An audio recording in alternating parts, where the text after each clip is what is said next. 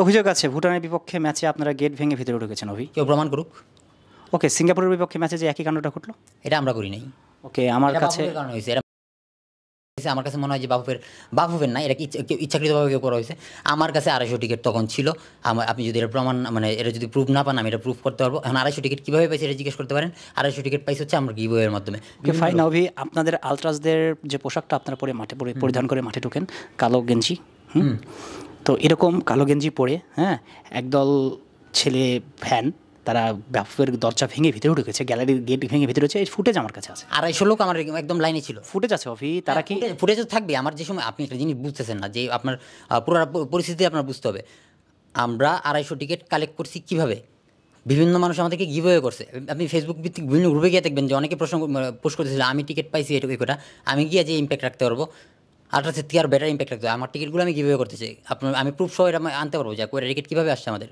ঠিক আছে, আমাদের বিভিন্ন শুভাকাঙ্ক্ষী যেমন আমি বুঝছি আপনার কাছে টিকিট ছিল, আমি ওইখানে উপস্থিত ছিলাম, আমি ব্যক্তিগতভাবে উপস্থিত ছিলাম, আপনার সঙ্গে আমার দেখা হয়েছে, আপনি জানেন।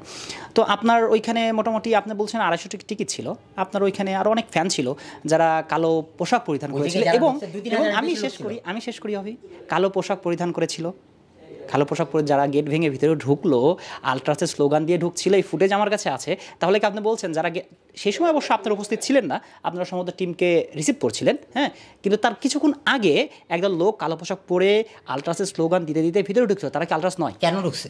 আচ্ছা, আপনি বলেন। টিকিট নাই? না, আপনি আমার প্রশ্ন উত্তর দিতে হবে। আমার মাঝখান থেকে আমি এটা ক্লিয়ার করবো। এখন বিষয়টা আপনি বুঝেন।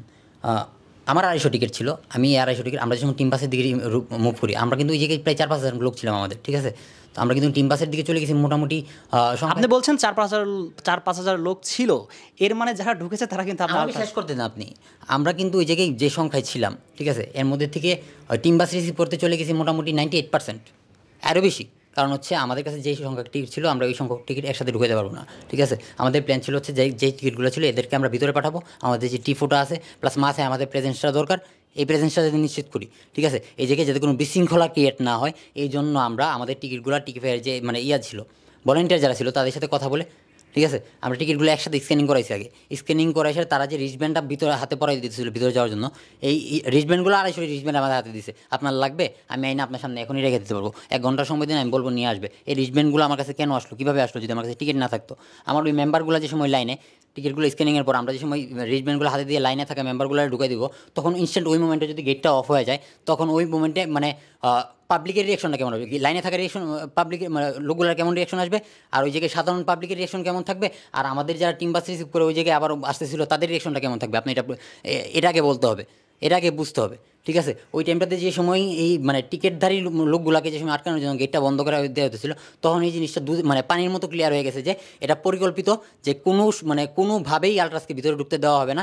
ওই টাইমটাতে একটা স্লোগান সবার পক্ষ থেকে আসে, যেটা আমার মেম্বার স্বাভাবিকভাবে ক্ষুব্ধ হয়ে দিবে, কিন্তু এই জায়গায় লিড দিচ্ছে হচ্ছে মানে সাধারণ পাবলিকরা যারা আমাদের মেম্বারদের সাথে লাইনে ছিল আগে পিছনে। ঠিক আছে, ওই জায়গায় ওই স্লোগানের পর সাধারণ পাবলিক মানে আমার মেম্বার যারা ছিল লাইনের সামনের দিকে, ওদের চাপে প্রথম দিকের যে ব্যারিকেডটা এটা ব্রেক হয়েছে। কিন্তু এটার দায়ভার আমাদের উপর তো যাবো না, গেটটা যারা ব্লক করছে তাদের উপর দায়ভার। টিকিটদারি মানে দর্শক যারা ছিল, আপনি তাদেরকে কোন অধিকারে আটকান, কেন গেট আটকালেন, এটার উত্তর আগে আপনি অফিস থেকে বা যারা দায়িত্বে ছিল তাদের থেকে আনতে হবে। তারপর আমি এটা দায় নিতে পারবো যে আমরা গেট ভাঙছি।